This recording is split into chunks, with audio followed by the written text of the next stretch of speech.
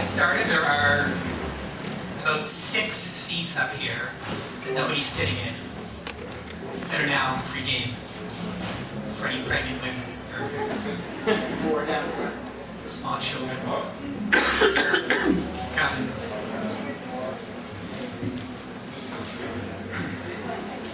Two more over here, two on the left. Okay, so sorry, scratch that. These two are actually reserved because one of the jury members was killed.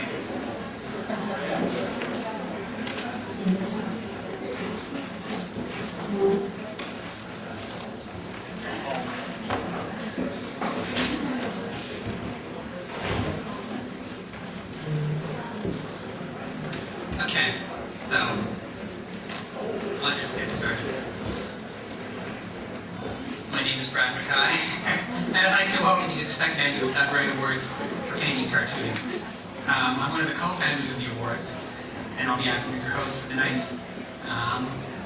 Looks like it should be pretty good. I'm glad so many of you came out. It's fantastic. I'd like to thank the Gladstone for providing this huge step up from last year's awards.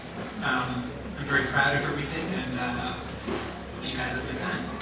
Before we start, I'll take a second to explain the night's events, which will take place in 2 parts.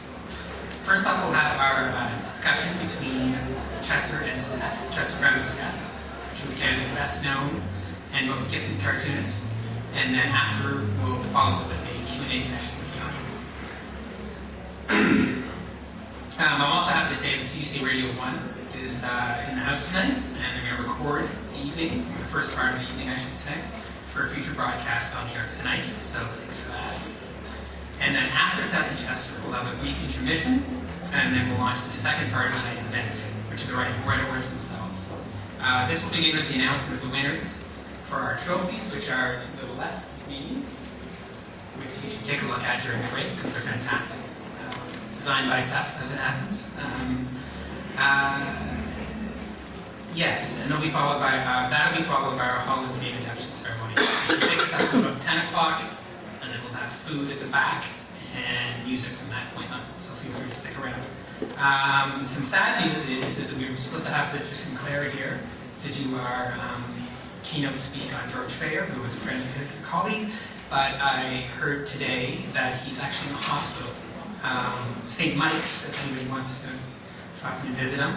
He's apparently doing well. He's a little fragile, but he's conscious, and it's great. So we'll have to go on without Mr. Sinclair tonight, which is unfortunate. Before I proceed, I should also probably mention that we're having a raffle right under the Doug Wright Awards sign over there. Our lovely volunteers is holding up some tickets. Very affordable, and it includes a bunch of prizes, which include a Chester Brown library from Glen Quarterly, a Seth library, 4 volumes of the complete Peanuts from Fantagraphics, and much more. So I urge you to check it out in the intermission. Now on with the show.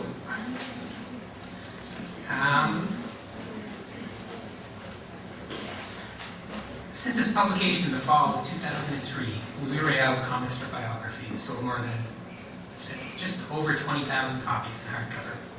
It's snagged numerous industry awards and helped solidify Chester Brown's standing as a pillar of Canadian cartooning. Libraries and teachers now line up for Brown's public readings. This is testament to, I suppose. And traditional book critics have clamored to offer their approval. Publishers Weekly in the States was so smitten that they hailed Louis Real a strong contender for the best graphic novel ever. To me, I think, as a fan, I think it's easy to call Real a masterpiece of cartooning. It has Brown reimagining an already well-told historical tale into a captivating and haunting story that includes exhaustive notes and a pacing and mood which honors one of the greatest comic strips of all time, Howard Gray's Little Orphan Annie. Now, finally, it's in a handsome new softcover edition, which is available at the McIsland table over there, which is the point of the first part of the evening. So we're here to celebrate the launch of the softcover. One of Chester's best friends and one of his biggest fans is the cartoonist Seth. Based in Guelph, Ontario, Seth is an internationally known artist who has successfully straddled the mediums of illustration for the likes of the New York Times, the Washington Post, and 2 covers of the New Yorker magazine. Book design, and of course comics. It's in comics that Seth, I think, feels most at home. Perfect platform for his forlorn, bittersweet stories includes It's a Good Life If You're a Weekend, Clyde Fans, and Wimbledon Green, which is actually up for a Wright Award tonight in the Best Book category. His latest project, a serialized story called George Sprott, will be published in the New York Times Magazine starting this Sunday. As well, his latest book, which is called 40 Cartoon Books of Interest, is available at the back table as part of the latest Comic Art magazine. So I encourage you to check that out as well. Tonight, Seth has agreed to sit down and turn the microphone on his friend and colleague for what I'm sure will be a thrilling conversation between two of the country's most creative minds. Thank you, Seth.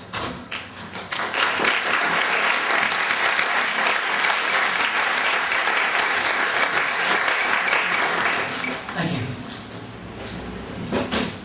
Chester Brown and I first met back in the 80s when we both worked for Vortex Comics.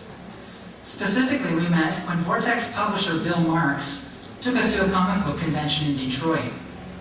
We hit it off immediately, talking comics long into the night, and became good friends shortly thereafter. Although truthfully, it wasn't quite that simple. Chester back then was one of the quietest people I had ever met, and I had to make a real effort to cement that friendship. We would meet every couple of weeks for lunch, and I would talk and talk away for hours, while Chet mostly listened. If I hadn't been so impressed with the quality of his work, I probably wouldn't have put in all that time to get to know him. Sometimes it was kind of painful, and I can remember wondering if he even liked me, or if I was just some asshole who he was too polite to tell to go away. Even so, from his work, I knew it would be worth the effort. Right from his earliest work, it was clear that Chester was a brilliant cartoonist. I was honored to even know him, especially because the quality of the work I was doing at the time was shamefully poor. Getting to know him was an interesting process, full of surprises. Chester is easily one of the oddest people I've met, though it is a quiet oddness, not ostentatious. He is full of interesting contradictions. His work is very funny, yet in the quarter of a century that I have known him, he has never once uttered anything even vaguely humorous. He is easily the most emotionally repressed individual I have ever met. At times I have wondered if he even possesses certain emotions. Yet, all of his work has a sensitive emotional center that is often quite moving. He's certainly one of the most giving and generous friends I've ever had, and yet his political beliefs are dogmatically to the right and sometimes surprisingly hard-hearted. Even after all this, he still manages to surprise me every so often. A couple of years ago, cartoonist Joe Matt and I were speculating on what qualities in ourselves we would most like to change. Eventually, we turned to Chester and asked him what qualities in himself he would most wish to alter. After a pause of genuine thought, he answered, "Nothing. I am perfectly satisfied with myself." That shook me up, mostly because he obviously really meant it. Over the last 20 years, Chester has methodically been producing some of the best cartooning ever done. From dark comedy like Ed the Happy Clown, to painfully honest autobiographical works like The Playboy and I Never Liked You, to his brilliant historical novel on the life of Louis Riel. He is easily among the best 10 cartoonists working in the world today. A cartoon genius we Canadians should be proud to have here in Canada. Ladies and gentlemen, Chester Brown.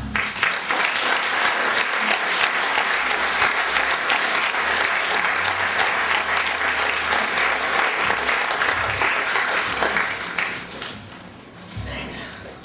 It wasn't at that convention, though, that we first met. Wasn't it?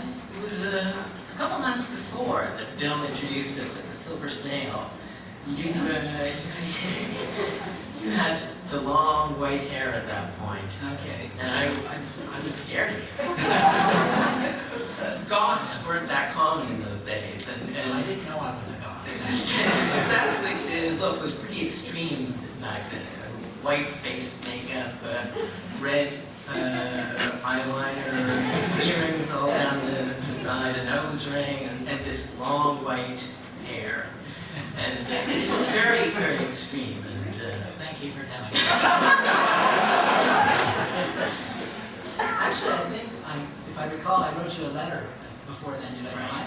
Yeah. I remember I wrote him a letter telling him how much I liked his work, and I made a few snide comments about comic book fans because I wanted to show that I was smart and liked the good comics. And I remember I made some crap about comic book fans quoting Monty Python or something as a snide remark, and I remember he wrote a short letter back to me.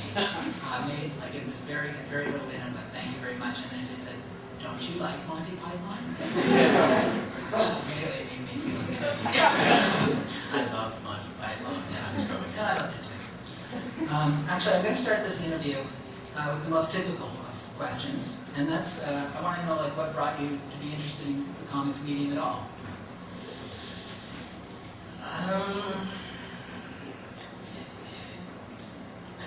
It used to, several years ago, I would have traced my interest in cartooning back to the superhero comics that I started to read in the 70s. But at a certain point I came across my first published strip, which was it was an imitation actually of a Doug Wright strip. For a certain amount of time I was doing these strips about my brother and I, and I was How old were you when you did this? I was about 11 or 12, Okay. and I was very consciously basing it on Nipper and his brother, the Doug Wright's family, and strips, and which made me realize this was before I started reading the superhero comics. So my interest in becoming a cartoonist obviously predated any interest in, Spider-Man or Superman. Were you reading any of the comic books at that point, before Spider-Man and that kind of stuff? I would have read the occasional comic book. My mother started, whenever she'd go into Montreal, I was born in Montreal, but we grew up in a suburb. Whenever she would go into the city, she would buy one comic book for me and one for my brother, and to make sure we didn't fight over the comic books, she'd buy the exact same comic books.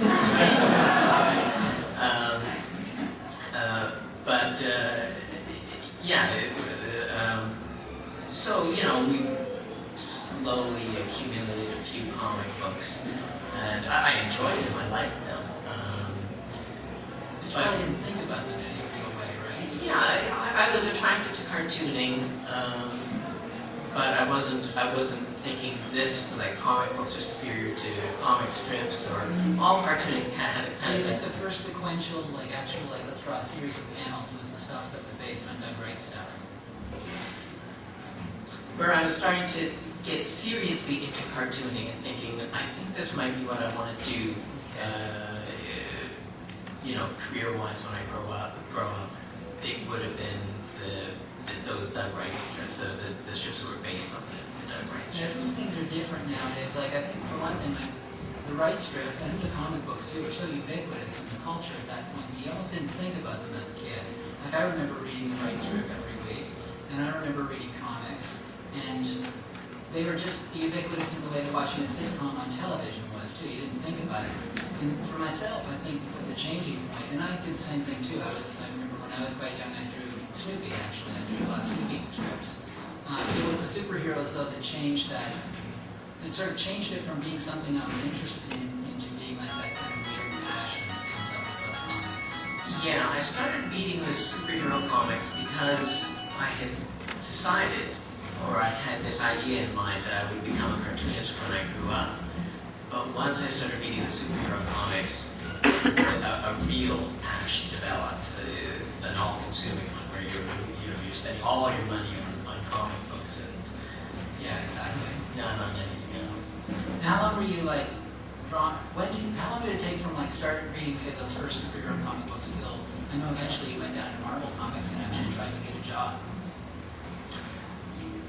Yeah, the first time I went down to New York to show my stuff to the editors down there, that would have been late teens, after I graduated from high school. It's like, okay, I'm out of high school, I'm ready for a job, so I went down to New York hoping that, I'd be hired down there. What kind of stuff did you take down to show them? I don't think, I might have had a few completed comic book pages, but not much in that way. Mostly it would have been just like drawings that I'd done, drawings of superhero type characters. Drawings you probably paid money not to have people see now? Yeah, exactly. I also made the mistake of bringing down a sketchbook, and one of the people I showed my work to, the person at DC Comics, was Vince Valletta, a famous People are inker. probably here tonight now. Vince Valletta is kind of universally considered the worst inker that ever was in comics. And so it's probably not the person you want to have look at your work. He was a very nice guy, though. I believe it. But because I brought in the sketchbook, he picked that up instead of the drawings that I wanted him to look at, and he started looking at the sketchbook stuff, which is, a little bit disturbing to me. It's like, don't look at that stuff. But of course, that showed probably better than the stuff I'd slaved over, what kind of a draftsman I was. Did you feel confident at that age going down there? Did you think you were good? Yeah, I thought I was good. In retrospect, what do you think of that? Well, I was terrible. Everybody is at that age. Yeah, I knew I wasn't as good as the best artists at that time who would have been working for Marvel or DC, but I also thought I was better than the worst. I figured I was somewhere in the middle level, and if they're hiring this guy, then why wouldn't they hire me? But now, of course, in retrospect, I see I was worse than Vince Valletta. Yeah, of course. Now, I know you went back again another time. How long was that? Yeah, it was maybe a year and a half later. Okay. Did that seal it for you, like the second rejection? Did you feel then you weren't going to go back for that again? No, I still thought that I was, I still wanted a career as a superhero cartoonist. What year is this, do you think? Graduated in high school in '77, and so the next time I went down, it would have been early '79, Okay. and then it was in late '79 that I moved to Toronto and got like a regular day job here.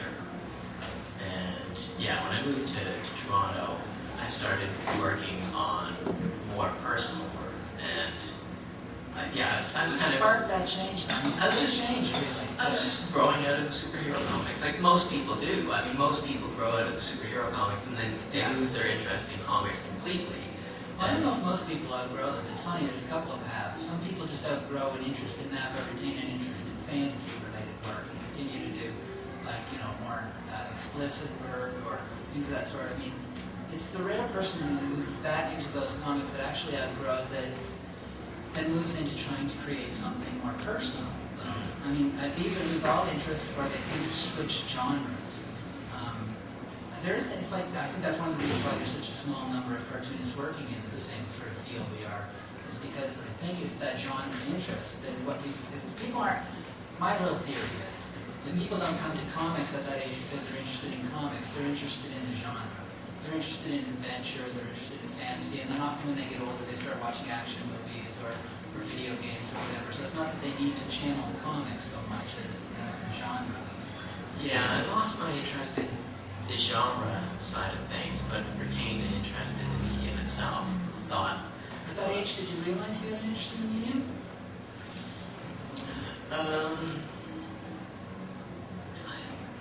I must have. I continued to read comics. I was reading fewer superhero comics, but I was starting to read the underground comics and the early Like Robert Crumb? people like Crumb and the early alternative comics like Cerebus or whatever.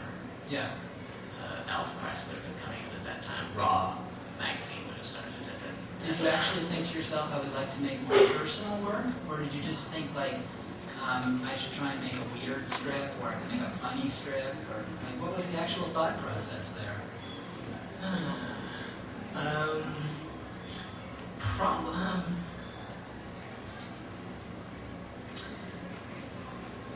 It's hard to recreate that. Was I just?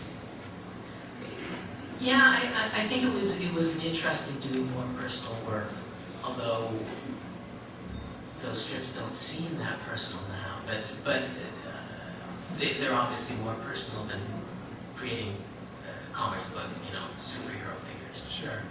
So, but I mean, up until that point, you had like an overriding interest in the superheroes, and that had informed your whole sort of aesthetic.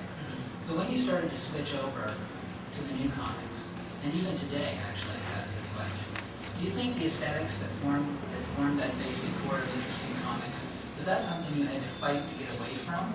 Or is it something that still informs your work in some positive manner? I learned a lot reading all those superhero comics in the 70s. There were things that I learned how to do. There were things I thought, here are things that I want to avoid. I remember when I was reading the superhero comics, comics that had heavy narrative captions. Most of the time I would just skip over those captions and go straight to the word balloons. And so this influenced my thinking later. If I skipped over those narrative captions as a reader, then, creating comics, I want to avoid that. Just eliminate narrative captions as much as possible. So I definitely learned things from reading superhero comics. And I'm sure there are still elements of that style of drawing that are with me today. And I certainly know that in my own work. I mean, I feel I spent a long time fighting to get away from a lot of the stuff I learned when I was a kid reading superhero comic books, but certain basic core elements I have not, or they're just right in the work. The fact that I changed, say, angles a lot, where I'll switch from a close-up to a far shot to, like an above shot. This is all stuff I learned from reading superhero comic books that I absorbed on such a level that I probably only started analyzing whether those were valuable choices in the last 5 years. I mean, certainly, certain things are obvious. I know that I'm not sure I could draw one character punching another character and be able to do that freshly because I spent too many years with people punching each other. It's like you don't even have like a fresh approach to that. Fortunately, it doesn't come up much. But there's certain core elements of that stuff that it's almost like a foreign language you learn that you have to try and keep out of your vocabulary when you're speaking English. I'll move on to something else. Actually, it's kind of related, but now when you started working on your own personal work, you probably weren't thinking about art like with capital A at that point. Oh, I'd gone through art school. I'm not through art school, but I'd been in art school. So are you thinking of yourself as an artist? Yeah, I suppose.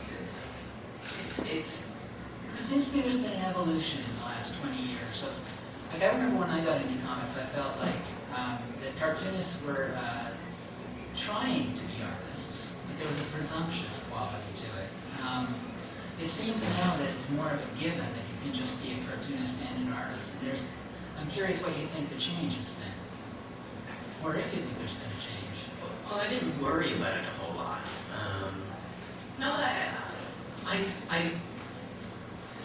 As a child, I thought I'm going to be a cartoonist when I grow up.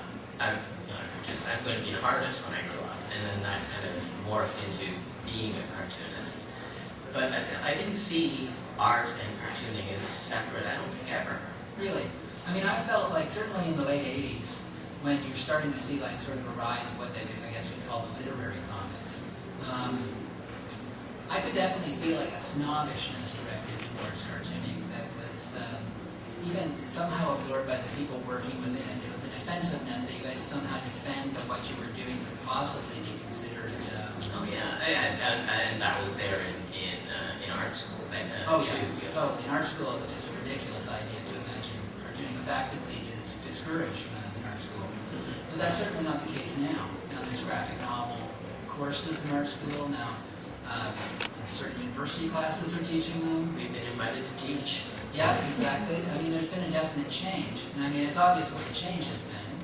Just better work has been produced and people have like changed their mind. But I certainly felt a defensiveness about it. You didn't really feel that, huh? Oh, I felt defensive, but I just knew that anyone who thought cartooning wasn't an art, I just knew they were wrong. Yeah, I agree. Okay, I'm going to ask you a question that you probably get asked all the time, and that's that something clearly happened to your work when you discovered Harold Gray, the creator of Little Orphan Annie. Why is that? And Why did you feel such a kinship with his stylistic choices?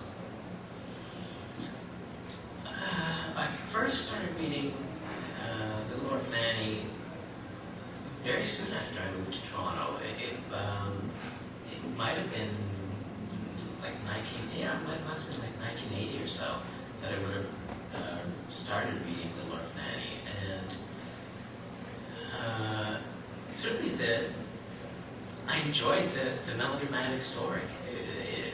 Just the basic narrative quality of that strip hit me, and But it was more than that. Look, I mean, I remember when I first met you, you liked Annie. yeah. And you gave me a couple of books, which I didn't read.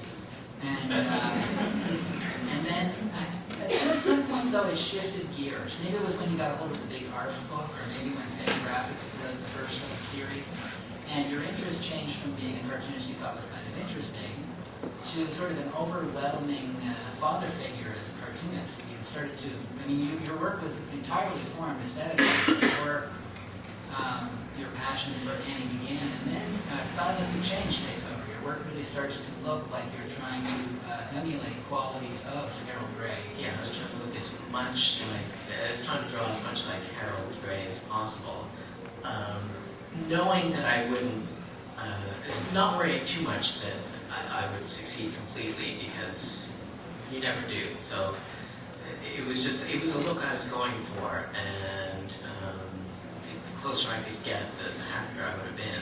That's actually kind of a strange, I mean, most cartoonists find an artist or two they get very interested in, and they start to absorb qualities. That's like 20 probably.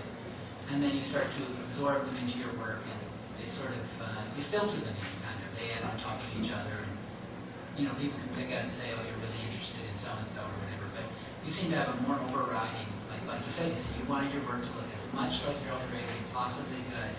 I love his use of shading, the hatching, the cross hatching. I love the distant quality of the work. How, I mean, there's barely any use of close-ups, and of course that was a common thing in comic strips in those days. There wasn't a lot of use of what we now consider of as cinematic techniques. It's very true that his work, though, had a unique quality in that. I mean, certainly, most of those old strips all have the same vantage point. They're all shot full figure most of the time. But Gray's work was odd. I know that actually he was considered a poor artist in his time. People used to think he couldn't really draw. But as time has passed, the work has become beautiful. It looks gorgeous to me now. Yeah, I would agree. I think it's beautiful work. I just think it's interesting that you're drawn to him specifically. I mean, ideology, you have a similar ideology, but at that point you didn't. You didn't share the same politics. No, my politics switched over the years, and initially I was as repelled by Gray's political views as anyone. And Gray was hilarious, and he was such a staunch right-wing. Yeah. When FDR, you know this story. You probably tell better than me.